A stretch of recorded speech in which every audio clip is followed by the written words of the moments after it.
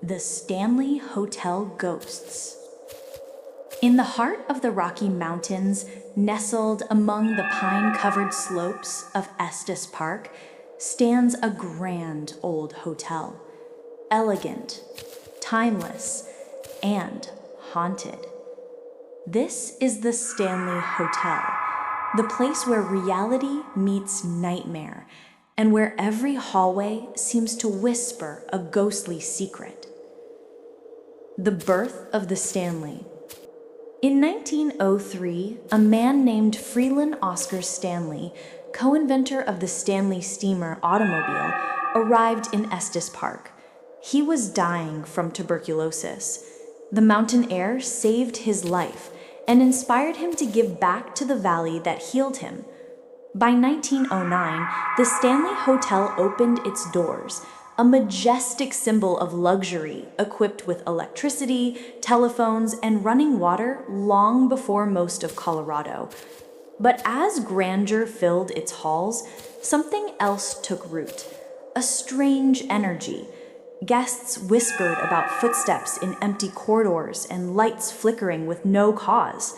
The Stanley wasn't just a hotel. It was becoming a legend. Stephen King's visit. Decades later, in 1974, a struggling writer named Stephen King checked in for one night, room 217. He and his wife were the only guests, as the hotel was closing for the season. That night, King dreamed of his young son running through the corridors, chased by a demonic fire hose. He woke up terrified and inspired. Within weeks, he began writing The Shining. The Stanley Hotel would forever be tied to one of the most iconic horror stories ever told. The Haunting of Room 217. Room 217, the heart of the haunting. In 1911, a housekeeper named Elizabeth Wilson entered the room to light a gas lantern. A spark ignited an explosion, destroying part of the hotel. She was thrown through the floor, badly injured, but she survived. After her death years later, guests began reporting strange events: lights turning on and off, luggage neatly unpacked, a kind maternal presence tucking in guests at night. Elizabeth, it seems, never left her post.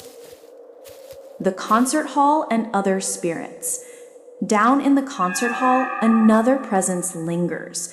Flora Stanley, the founder's wife. Guests hear her ghostly piano playing into the night, keys pressing with invisible fingers. Security guards tell of laughter echoing through the McGregor ballroom and giggles of ghostly children running on the fourth floor. Sometimes guests even see apparitions, a man in an old-fashioned tuxedo or the faint outline of a woman in white drifting through the halls. These aren't just stories, they are testimonies repeated by guests, staff, and investigators alike. Paranormal investigations. Over the years, countless paranormal teams have come to the Stanley Hotel, from ghost adventures to independent researchers. Using EMF meters, thermal cameras, and spirit boxes, they recorded cold spots, mysterious voices, and even spectral figures. In one session, a child's laugh was caught on tape, though no children were present.